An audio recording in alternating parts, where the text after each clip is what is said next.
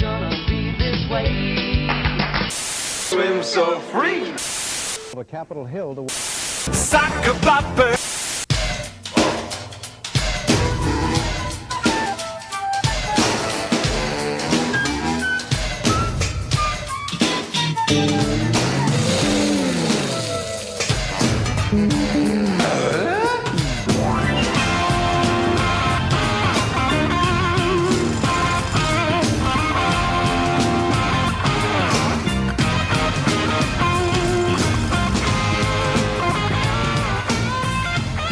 What's up, everybody? This is Tune In Next Week, the podcast where we break apart and overanalyze and whimsically assess and obsess and all that over TV shows from the post-baby boom era. This is John, and I've got... Brian? Brian. I am Brian. It's Brian with me here. What's up, man? How are you? I'm good, man. I'm as good as that grunt. That's awesome, man. And for those of you who don't know, if doesn't give it away, we are doing the one, the only Home Improvement. That's right. I got to tell you, this is, in terms of like experience, this is one of my all-time favorite shows. Really? All-time favorite? Yeah. Absolutely. So much fun. I mean, I used to watch this as a kid. We used to, all gather around as a family, watch this when it was on. But this was definitely one of those, I think we called it appointment television. We always, got together at a specific time to gather around and watch the grunting and the tool time and all that stuff, man. This took me back when I watched this, man. This was such a fun episode. I liked this show a lot growing up also. I've seen a lot of these episodes. This one that we're going to be talking about today is one that I've never seen, though. So it was nice. Same here. Yeah, it was nice to actually get back into it and see something that I hadn't seen before.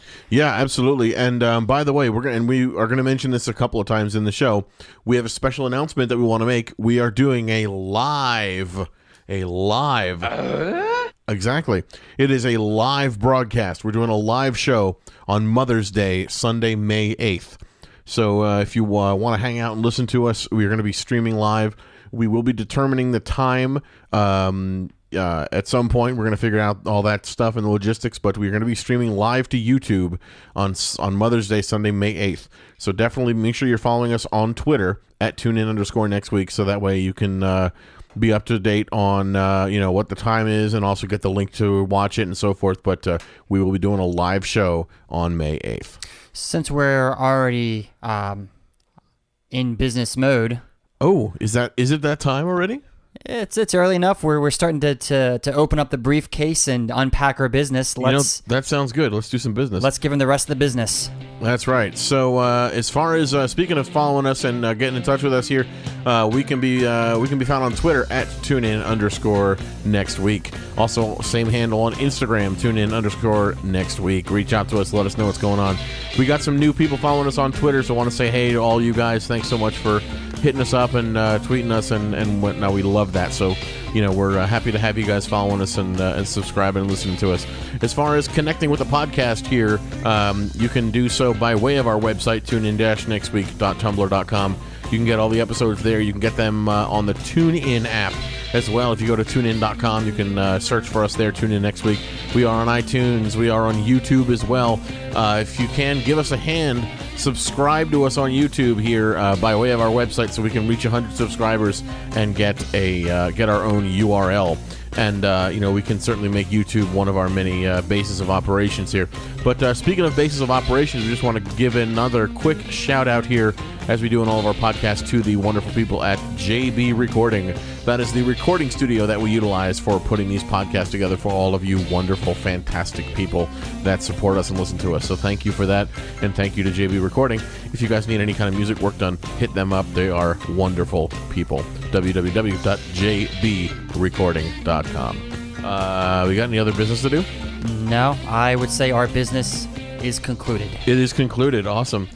And with that, let's jump right into the details for our episode today, and that is an episode of Home Improvement called Too Many Cooks. Too Many Cooks. Too Many Cooks. Original air date of March 16th, 1994. It is Season 3, Episode 19, and where can we see this episode? Surprisingly, very few places. You can see every episode on YouTube as of this recording. Yeah, tell me about it, Tim. Crazy, right? Yeah, so funnily, that every episode can be found on YouTube. However, if you want to stream it, good luck with that because you can't stream it anywhere as of now. You can, however, purchase episodes on iTunes and purchase DVDs on Amazon. Cool. Okay, so definitely it's available. Not as readily available as some of the other shows, but it is still out there nonetheless. Yes. And this is Season 3, Episode 19, Too Many Cooks. And Home Improvement, just for those keeping track here, ran from 1991 to 1999. It had an 8-year run, 203 episodes, 8 seasons. So it definitely had a respectable, nice long run. Do you remember the series finale? How they were promoting the hell out of it? Yeah, and wasn't it live? It was. And then I think they had live bows at the end. They did. Yeah, they all came out similar to most long-running series. They all came out for their last bow. This is one of the shows that was always filmed in front of a live studio audience. Yes. Bit of trivia: the live studio audience in the Tool Time show that Tim hosts in the Home Improvement show, that is the legit live studio audience for Home Improvement. Exactly. Yeah. Really? Yes. I did not know that. That's actually pretty cool. I thought it was just a bunch of extras. Mm-hmm. That's the same audience that Home Improvement is filmed in front of. Same audience. Very cool. In addition to that, when this show concluded, it was the last sitcom to be videotaped. Really? Yes. Well, let me clarify. When you say last sitcom to be videotaped, meaning like they went digital after this, or yes. Oh, okay. So Home Improvement was the last of its kind shot on film. No, not shot on film, shot on videotape. Oh, okay. So VHS or High 8 or something, yeah.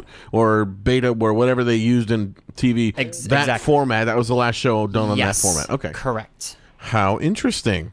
Yes. Very cool. One of the last shows to be shot on film was Breaking Bad. There were a couple other shows that were kind of died out around 2012, 2013, whatever. But Breaking Bad was one of the last shows to be shot exclusively on film. Very interesting. So now everything is being shot digitally. Yes. In super high quality 4K. Right. Right, exactly. But I liked the look of Home Improvement. I thought it looked cool. It definitely brought me back to the 90s. Yes, that's for sure. And speaking of bringing you back, let's bring everybody back and jump right in here. We've got a plot synopsis. I wrote down the IMDb one. Which one do you have? The iTunes one was pretty uninformative. Let's go with the IMDb one. I looked at both. Okay. The IMDb one, in my opinion, is superior. Okay, so basically it goes a little something like this. Al and Tim are asked to guest host Cooking with Irma, while Irma is out of town for a week. But Tim chaffs at suddenly being Al's assistant. Meanwhile, Randy needs advice about a girl he likes. Let's jump in. Let's do it. All right. This show opens up, I guess you could say it's a cold open. Tool Time cold open. Opens up in Tim's show, Tool Time. It's got the Home Improvement logo that flashes on it briefly. So, show opens up, and it's Tim and Al presenting a Binford spot for...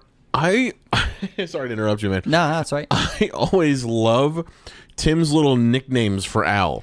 You know, yes. Like I would love to find, I'm sure this exists on the internet, but I would love to find a list of, every single nickname that Tim has had for Al, because I wrote down, Tim the Toolman Taylor, Al, this land is Borland. Yes. And even later on, Al refers to himself as like Al the Food Man Borland or something. Like these little nicknames are just so funny. There's a few, Tim is throughout the series notorious for going on Al's mom. Yeah. which I love that also.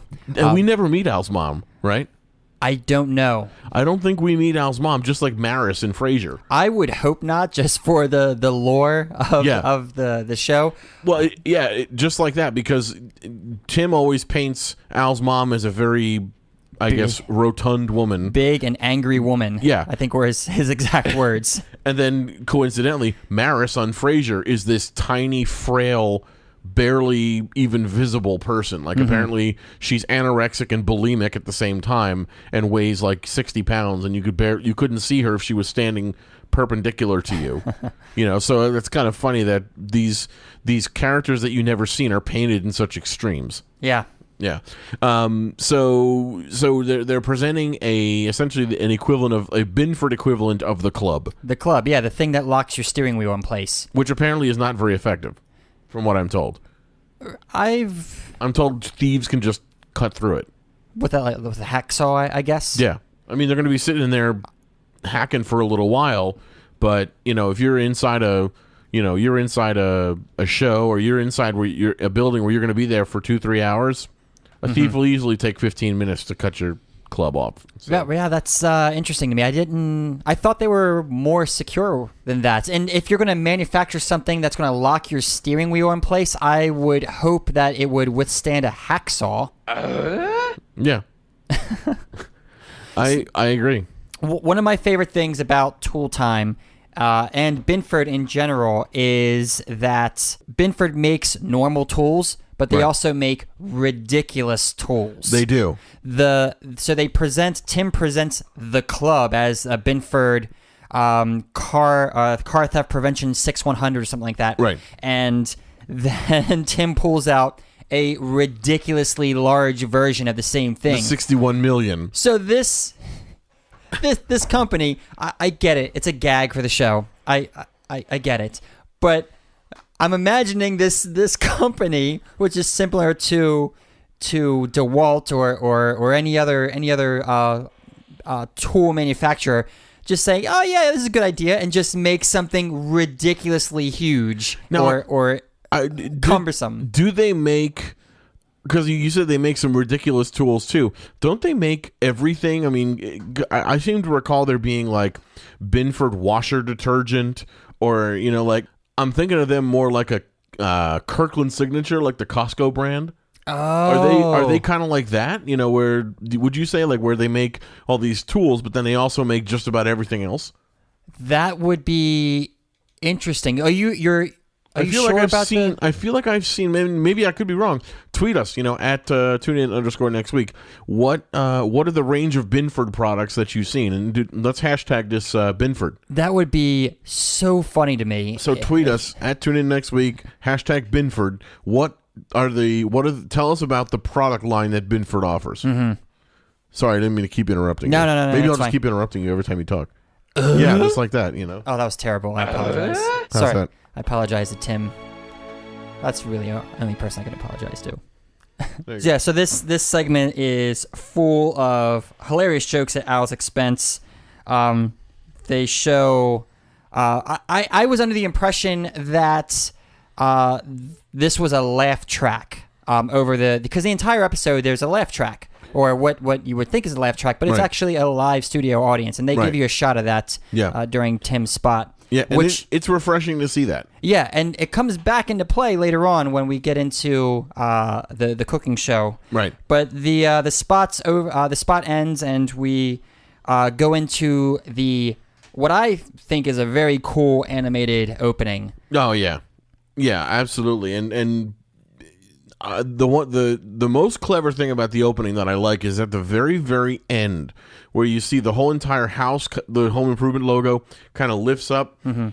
But then this part where they kind of like roll up the plans while they're saying, like you can hear them arguing, or like she's saying, "Well, put the kids in the middle and let's do something," like they're trying to frame a picture. Yes. And then they drop the roll, and you hear them go, while they're falling down.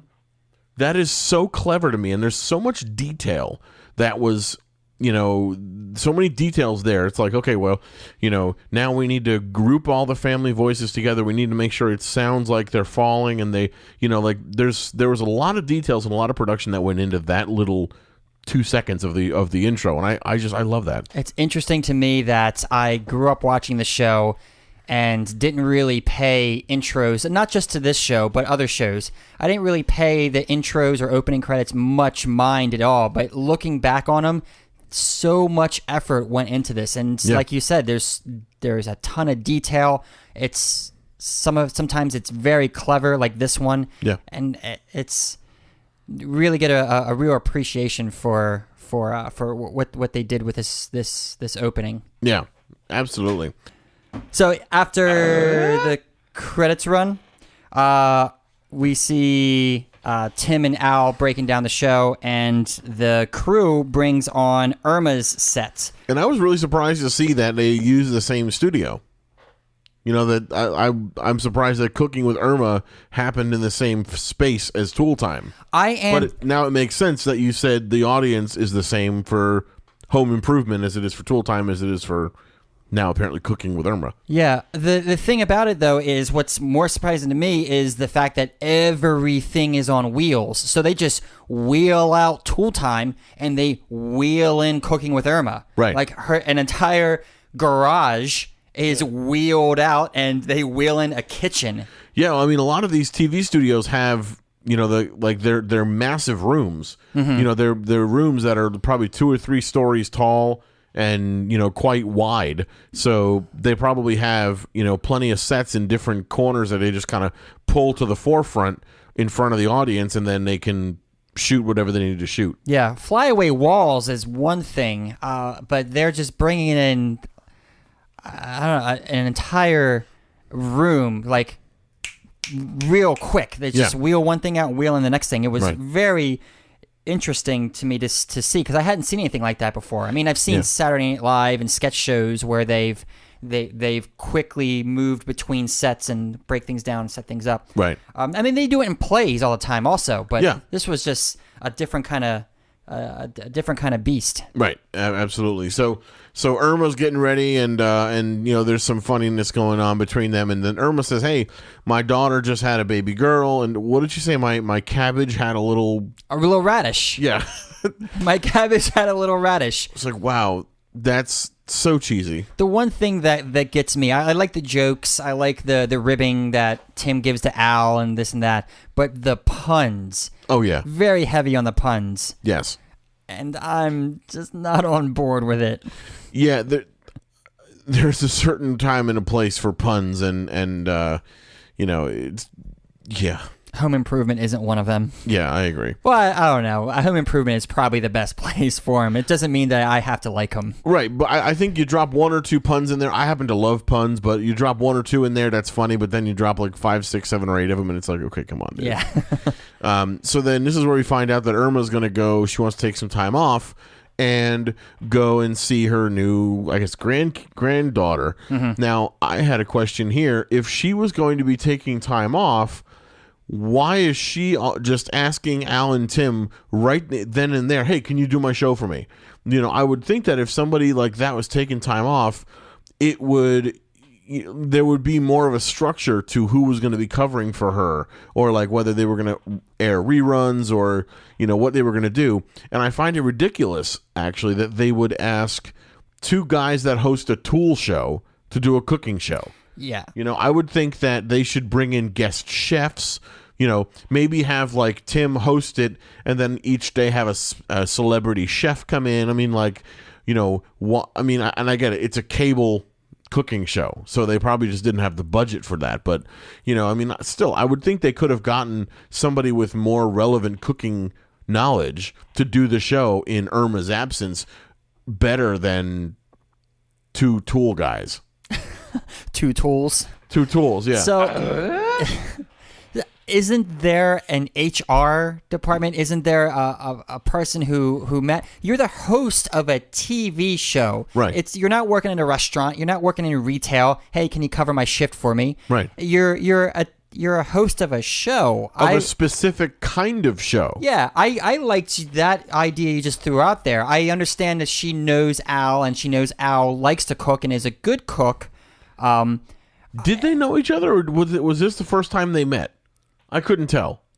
I don't know about Tim. I got the impression that Tim and her may have met in passing before because he knows her. Yeah. But I got the impression that she knows Al, like personally. Got it.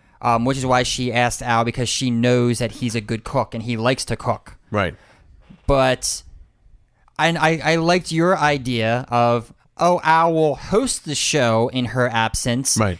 But get somebody in there who really knows what they're doing. Maybe Al can actually be the guest chef, but he'll just move on with rotating chefs in and out of there. It's just that was a weird way of it being handled. Bananas how she would just ask the tool guys. Yeah, I mean, it's like, just because you happen to be a TV show host, that doesn't make you able to host a show about cooking as well as you would host a show about tools if you know about tools. Yeah.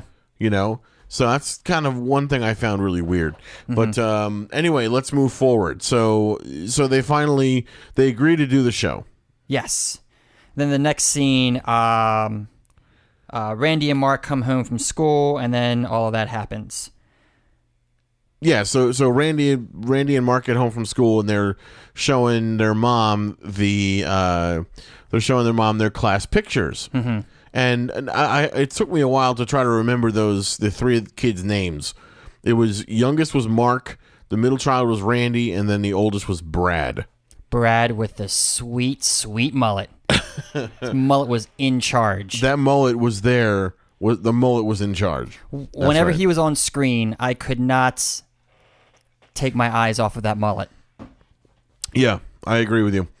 And so there's some back and forth between everybody, and you made an interesting observation we were talking about earlier on. You seem to think there was something funny with Randy's voice. Jonathan Taylor Thomas at this time sounded like a 70-year-old woman who had been smoking for about 50 years. Yes. Seriously? Yes. I wasn't hearing that. But I want to see where you're going to go with this. Jill comes out and says, "Oh, let me see your pictures." Well, you're making a funny face at this girl. Who is that girl? Oh, that's Beth. I really like her, but I'm not sure if she likes me or not. Yeah, he's talking about how he wants to bone her, and he's never even met her before. Mom, I'm having a fixin' for a smoke. You got a flame? You didn't pick that up at all. Not at all. I get that he's probably going through puberty. Totally. He was totally on the cusp is. there, but his voice was a scratchy old lady's voice. Well, anyway, tweet us and let us know what you guys think at TuneIn_ next week, hashtag JTT the old lady. And let us know if you think that Jonathan Taylor Thomas sounded like a 70-year-old heavy smoker, as opposed to just a prepubescent teen. And it may just be this episode. He may have just had a rush of hormones this episode. Maybe his voice was changing during this episode. Do you remember Marge Simpson's sisters from The Simpsons? Yeah. The Patty and Selma? Yeah. The heavy smokers? Yeah, that's what they didn't say. He didn't sound exactly like them, but it reminded me of them. Okay. That's what I have. Anyway, so his emphysema aside, he was talking to his mom, and she was like, "Oh, you like this girl?" He's like, "Yeah, but I don't know how to talk to her." Well, first thing you say is say hello. So just practice on me. Pretend I'm Beth. He's like, "Well, what do I say to her?"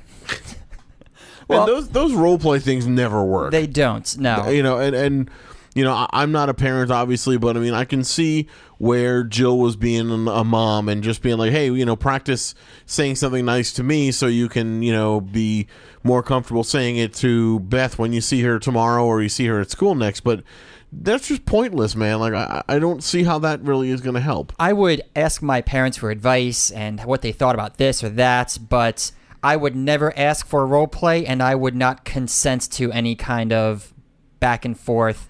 role play Right. scenario. It's it doesn't work. It doesn't work. It 'cause doesn't work. It's not And the same thing. It's like, yeah, okay. So his mom is basically saying, you can practice hitting on me. That's fine.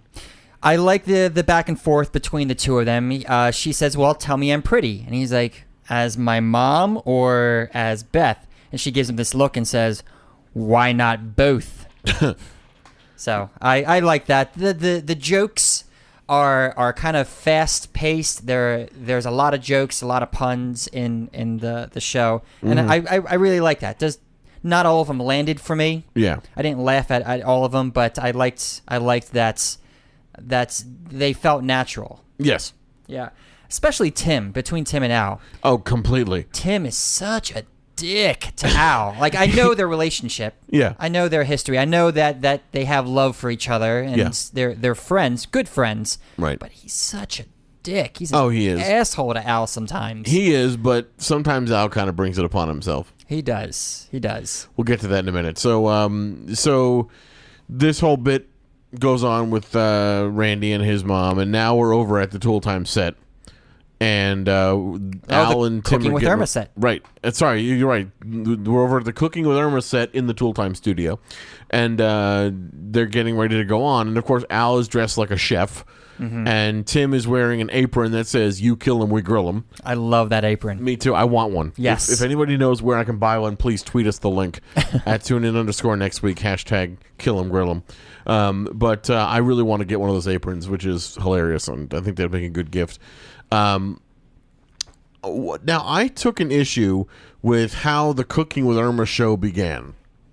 In what way? Because it begins with, what's her name going, does everybody know who's in the kitchen?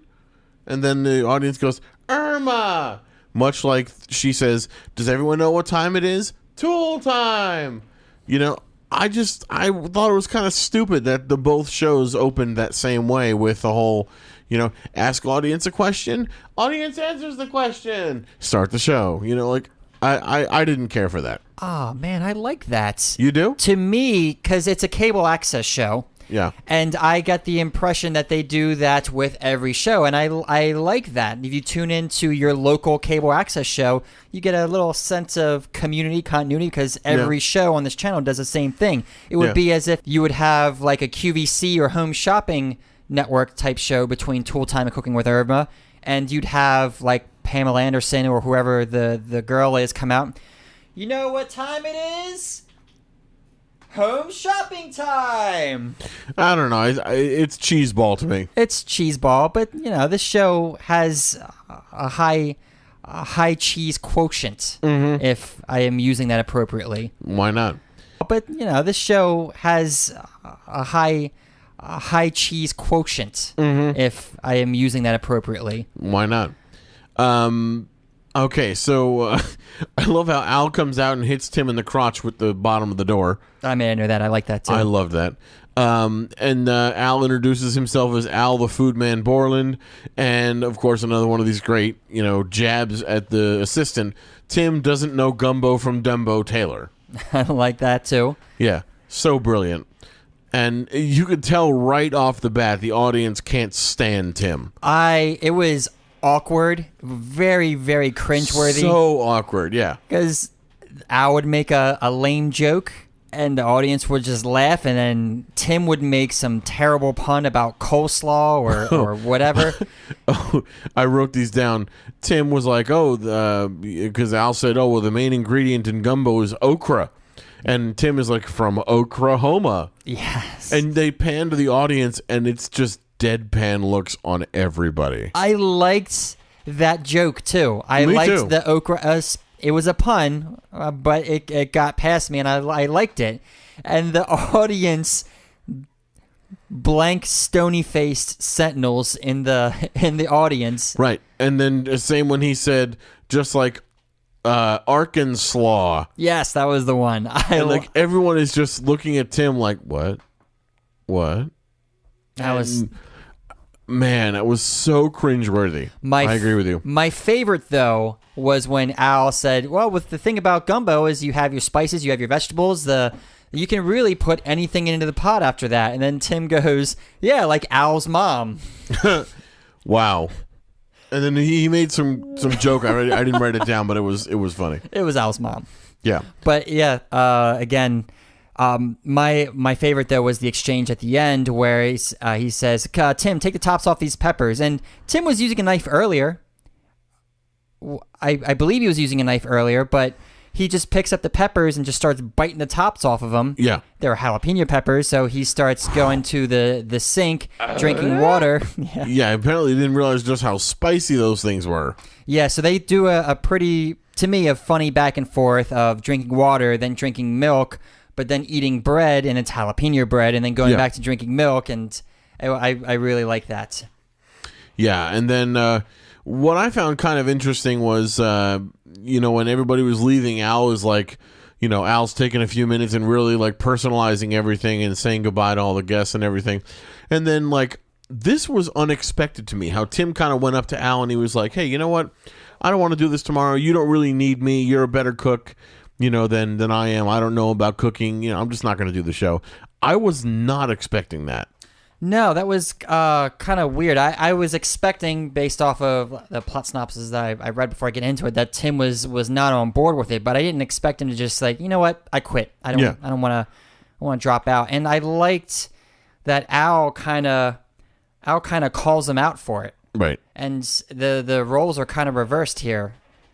Yeah, and he later on admits that he's not the center of attention, so he's he's struggling with it, but you really see that you really see kind of what their relationship is all about, because Tim is like, "Well, hey, I don't want to be your dopey sidekick. Do you know how demeaning that is?"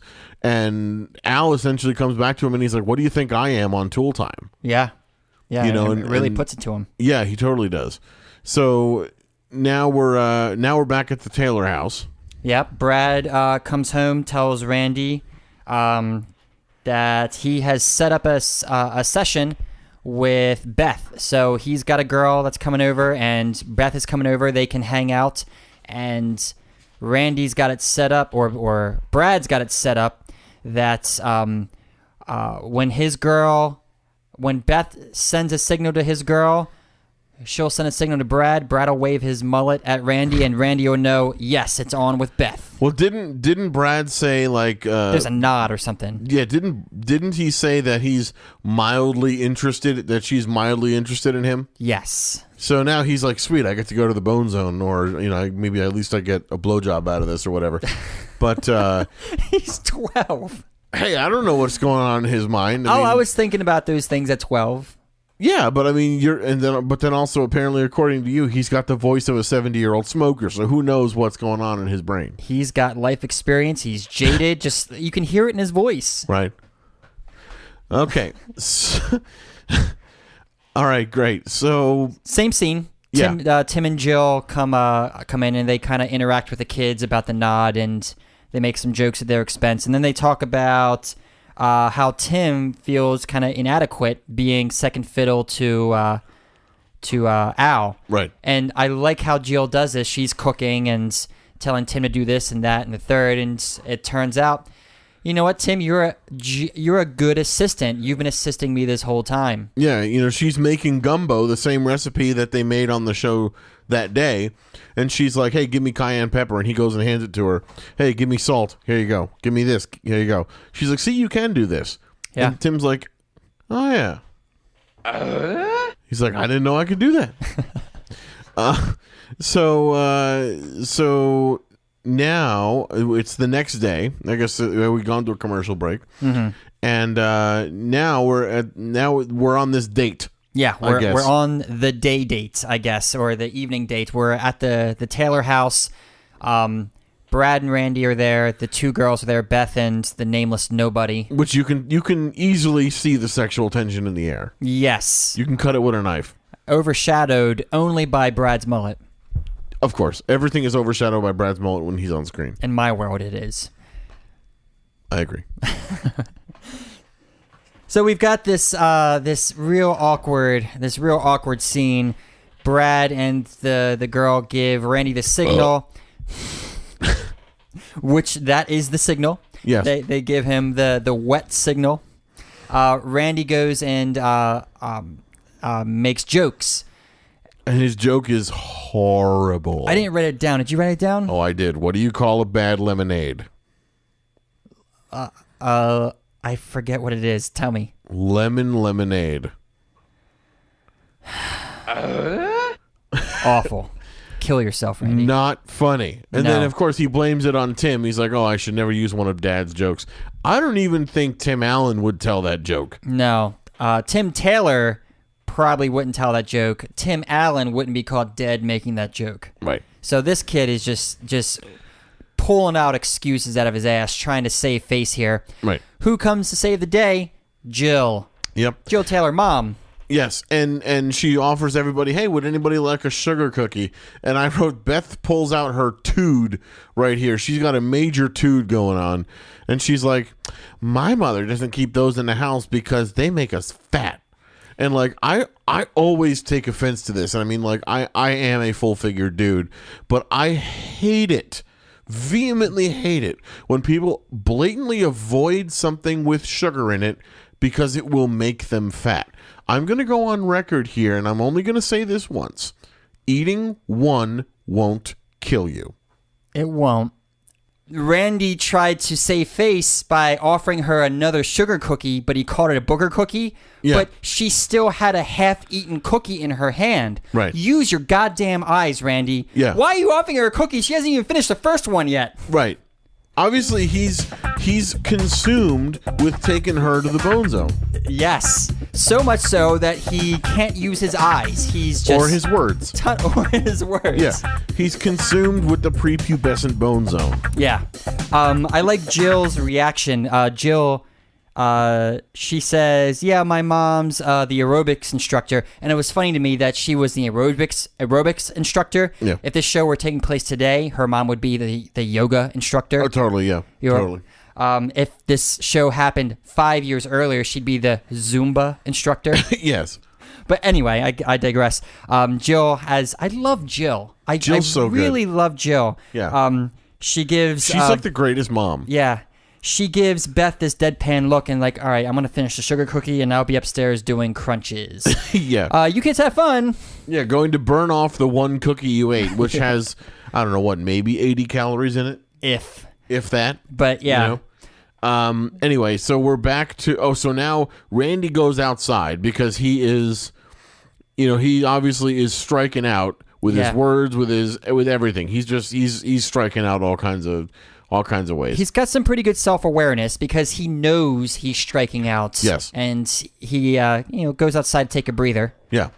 And I just love all these Wilson interactions. And I love how cleverly they obscure his face. Mm-hmm. And I don't know if you remember on the final episode when he came out with a little bit of fence covering his face. Yes, he had a little thing. Yeah. But yes. then didn't he show his face at the end? I don't think he did. I can't remember. I mean, you could just look up the actor on IMDb. I think it's Earl. Earl something. Earl Hindman. Earl Hindman. Hindman or Hindman? Hindman. Whatever it is. Earl something. But go to IMDb, look up Wilson. You can see the dude. But it's always been so clever how he would hide his face behind, whatever he was working on or the fence or, whatever it is. And sometimes you could even see his face around there, but they still went through the... It was a bird feeder, wasn't it? Yes. Yeah. This time it was a bird feeder, but sometimes they would still go through whatever motions they could to hide his face somehow. I love that. Yeah. So clever. So I've always really liked Wilson as a character, kind of just always providing that sort of voice of wisdom to anyone in the Taylor household, whoever goes out to talk to him, whether it's Jill, it's Tim, one of the kids, he's always like this voice of reason that always kind of like, presented some kind of a, unique perspective for one of those, for the person talking to him. And they'd be like, oh yeah. Wow. Guy you're is so insightful. So well read and so insightful that sometimes it's frustrating that it's wasted on Tim. Yeah. I would like to know if there's like a repository or a list of all of his quotes. That would be cool. That he's quoting authors, psychiatrists, not psychiatrists, psychologists, famous people. Yeah, and it's always so profound, and it's usually will lead you in the right direction. His advice will resolve your issue if you Right. just take it to heart. And yeah, absolutely. and this one, he offers Randy. Did you write the quote down? I did not, but I wouldn't expect you to. I'd be surprised if you did because it was like a lengthy quote. But yeah, but then Randy kind of summed it up, and it was like, so no pain, no gain, huh? yeah, no guts, no glory. Yeah. He who dares wins. It's Or he who doesn't try fails, or something, or whatever it is. But you guys that are listening to us, what is your favorite Wilson quote? You know, send it to us, tweet us at #tunein_next week, hashtag Wilson Wisdom. I like how you slipped that in there. Thank you. You know, because we want to connect with you guys. We want to know what you guys are thinking. So let us know your favorite Wilson words, Wilson wisdom. Yeah. Hashtag Wilson wisdom. So Randy and Wilson have a nice little thing, and Wilson is like, hey, I think she's definitely interested in you. And he says, well, how do you know that? He says, because she's been staring at you ever since you came out here. And he turns around. Sure enough, she's been looking right at his booty the entire time he's been standing out there talking to Wilson. Yeah. So he goes back inside, and that storyline's resolved. We're back on the second show. I cracked up so much during this scene. I was laughing so hard during this scene. This was one of my favorites. Yeah. The roles have truly been reversed at this point. Right. Tim, on Joe's advice, accepts his role as Al's sidekick and just does what he can. But does a great job. He does. He really does. And like, I really, really give him credit for this, because he ate a big piece of humble pie. Mm-hmm. You know, Al clearly was more versed in cooking and knew more what he was doing in cooking here. Tim let him do his thing, which led Al to behave quite like Tim normally does during tool time. Exactly. So Tim is no pushover. Tim is probably not on par with Bob Vila, but he can fix the hell out of things. Sure. I think he built a car, one of Joe's cars, from the ground up. Yeah. In like season 4 or 5 or something like that. Right. He does. Yeah, he gets into mishaps and he fucks things up and he's overconfident, but Right. He's a good handyman. Right. Al is a good cook. And when left to his own devices, and he's gotten himself a big head, kind of like Tim does sometimes, he takes it too far. Right. And Tim is the voice of reason in this, and Right. can't really restrain Al in this instance. It was so awesome to see that. Yeah, and I don't want to give away the big thing that happens. But it's worth it. It is worth watching the episode because it is so funny. Yes. What happens between the two of them when he's trying to cook duck, I think, and he has Tim go check the oven, make sure it's cooked correct, make sure it's preheated correctly. Al's looking for the pan to roast the duck in, and Tim's like, "Here you go, I have the pan ready for you." And, Tim is a great assistant, so I really give him credit for this. But then there's some shenanigans that ensue, and it's a hilarious thing. I literally wrote in my notes, LMAO. Because I was laughing my ass off during this part. Based off of what we've just described, you can draw your own conclusions if you're not going to see it, but it's really worth a watch. It's on YouTube for free. Go and watch it. Yeah. And then I love how they ended this saying, tomorrow join us for our salute to beef, and they had a little murr, Yeah. So it was like they put their little tool time spin on the end of their show there, so I thought that was really cool. Mm-hmm. The last scene is Tim and Jill watching the end of the episode on the couch, and Randy comes in and says he got a kiss from Beth on date 2. He admitted that way too smugly. Yeah. What 12, 13-year-old is going to come home, sit on the couch, and just tell your parents, hey, I got kissed today? Yeah, and he was out, and again, hard to establish his age because I probably just didn't research it, but he's like 12, 13, and he's out alone with a girl. I'm sure he was being supervised by her parents at least, but... Maybe. Yeah. But, he's not going to be able to slip. He's not going to slip her the tongue with the parent watching. I don't think my parents would have been very happy if that had happened. And I'm a guy, Right. of course. So I mean, it's guys are sometimes it's a little more lenient with them Right. when these kinds of things happen. But Right. still, he's like 12, 13 years old. Come Yeah. on. Inappropriate, Tim. Yeah. Get a rein on your son. Yeah, exactly. And roll credits. Roll credits, and one of my favorite parts of the episode. I've had like 3 favorite parts so far. Outtakes. But outtakes. I Yeah. love outtakes, especially yeah. during the credits. Yeah. And I love the outtakes specifically because you see Tim Allen making people laugh. Yes. You know, and I loved it. Mm-hmm. You know, I don't want to go into details. Watch the episode, including the outtakes. Really, really funny stuff. Yeah.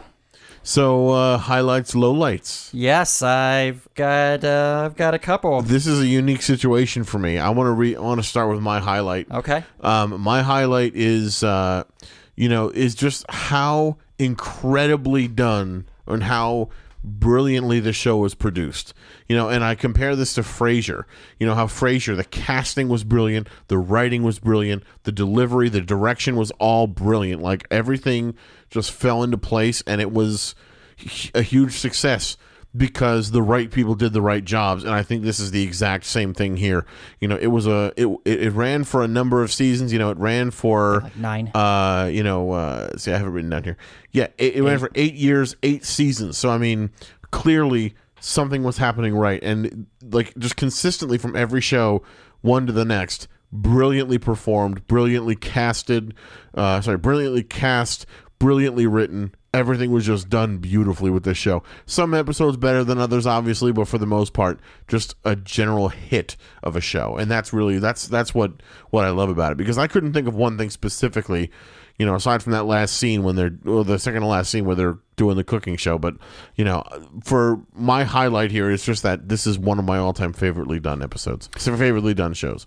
Not a big a fan of this show as you are, but I agree with you 100%. It's a highly and finely produced show. Yeah. One of my favorite aspects of it is the scene transitions. The one, actually, this is actually a nice segue into my highlights. Cool. So my highlight, and I'll piggyback off of yours with this. My highlight was the first cooking show, that where Al opens the door up on Tim. They do the whole back and forth with the spiciness. Tim eats the jalapeno, then drinks the water, Right. then drinks the milk, then eats the jalapeno bread and spits it out. And Al is just joke after joke after joke. He's on it. And Tim is just can't catch a break. So, and that was my favorite scene. That was my highlight of the episode. I laughed out loud with that because of the jokes, because of your mom joke, because of the Tim puns. But to piggyback off of your highlight with the high production value, Yeah. the scene transition from the end of that one to the next one, they had a very clever blueprint fold down of the scene. But while Tim was kind of breathing out, they had a little fire paper cutout on his mouth as he was breathing out. Yes. Like little things like that. Yeah. That if you blink, you miss it. But they're just add so much depth to the show. Yep, I agree. One of my favorite parts. I agree. Well, how about a low point for you? For me, Yeah. my lowlights. We've been grunting this entire episode. My lowlights. I began my notes with a grunt counter. Okay. And I was ready to queue up one of the YouTube videos that has a montage of Tim Allen grunts throughout the nice. series. Yeah. But my grunt counter remained at 0. Tim Allen did not grunt one fucking time in this entire episode. So and I was expecting that, like, oh, I can't wait. I know he does a ton, and I'm gonna tally it off. Yeah. 0. Yeah. My low light is no Tim Allen grunts. I also want to add to that because I know sometimes he'll sort of speak in the grunt voice. Yeah. You know, like, oh yeah, we don't want to do that. Yeah. You know, like, but even stuff like that is so funny. Mm-hmm. You know, because it's sort of like the caveman talking. Yeah. You know, and there was none of that. So I echo that as a low point. But you know, like, I know that there was. I mean, I can't think of what the episode was, but there was one where I think something happened, and Tim is like just standing there looking at like a car wreck or something. Is like, oh no, that's not gonna be good. Oh my god, you know, like, but I mean, it's only he can do it the way he can do it, and it's just funny. So yeah, I was not. I was disappointed in the amount of grunts. Would you say that your low light is the fact the show is so well produced that you can't find a low light?